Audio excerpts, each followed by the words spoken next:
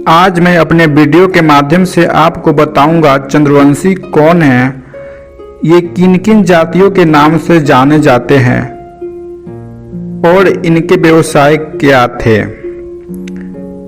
प्राचीन काल से ही इतिहास में चंद्रवंशी क्षत्रियों का नाम अंकित है।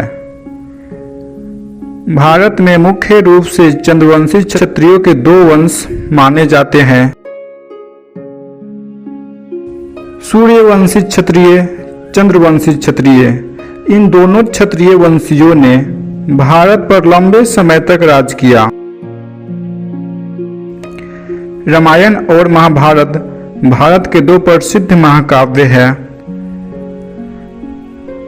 रामायण सूर्यवंशी क्षत्रियों का इतिहास है और महाभारत चंद्रवंशी क्षत्रियों का इतिहास है।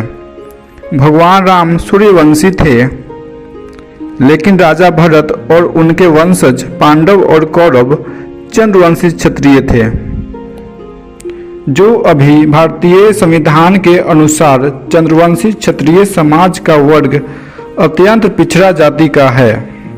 आजादी से पहले इस समाज की ऐसी स्थिति नहीं थी। चंद्रवंशी क्षत्रियों ने इस देश पर 5000 वर्षों तक राज किया है, ये इतिहास में दर्ज है।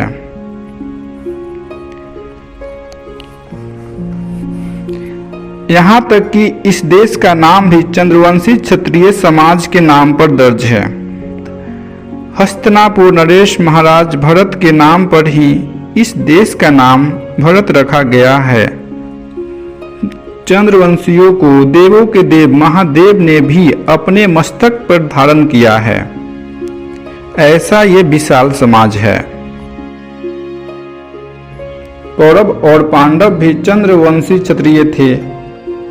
इन दोनों के बीच गृह युद्ध हुआ और ये दोनों आपस में ही लड़े। ऐसा कहा जाता है जो क्षत्रिय वर्ग के थे वही अपने देश के रक्षा और सम्मान के लिए सबसे आगे रहा करते थे। जब भी किसी का शोषण हुआ क्षत्रिय सबसे आगे रहे। मुगल काल में क्षत्रियों का सबसे ज्यादा विनाश हुआ। वर्तमान में कई राज्यों में यही चंद्रवंशी कहीं खुद को कश्यप बताते हैं तो कहीं खुद को कहार बताते हैं। इनका व्यवसाय आज से 40 से 50 वर्ष पहले इनका व्यवसाय उच्च जाति के घरों में पानी पिलाने का कार्य करते थे और इससे पहले इनका कार्य डोली उठाने का था और वे कहार जाति के नाम से जाने जाते थे।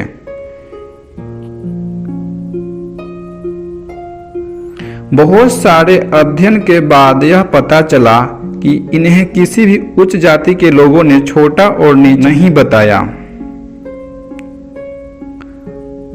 अब बात आती है, जब चंद्रवंशी क्षत्रियों ने भारत पर 5000 वर्षों तक शासन किया तो वर्तमान में इनकी ऐसी स्थिति क्यों है। समय बदला, शासन बदली, मुगल शासन आई, अंग्रेजी शासन आई और इसके बाद क्षत्रियों का विनाश हुआ। मुगल शासन के दौरान इन क्षत्रियों का सबसे ज्यादा विनाश हुआ और इन क्षत्रिय वंशियों ने समय के साथ खुद को अन्य जाति में विभाजित कर लिया। कहीं कहार, कहीं कश्यप और कहीं अन्य जाति के नाम से ये जाने जाने लगे। वर्ष 1303 से पहले दुनिया भर के किसी भी इतिहास में कहार जाति के बारे में नहीं बताया गया है। वर्ष 1303 के बाद कहार जाति का उदय हुआ। इससे यह पता चलता है वर्ष 1303 के पहले कोई कहार जाति नहीं था और ये जो कहार और कश्यप जाति के लोग हैं ये कहार नहीं चंद्रवंशी क्षत्रिय हैं। हमारा वीडियो देखने के लिए आपका बहुत बहुत धन्यवाद। यदि हमारा वीडियो आपको हेल्पफुल लगा हो तो हमारे चैनल को जरूर सब्सक्राइब करें और हमारे वीडियो को लाइक करना ना भूलें।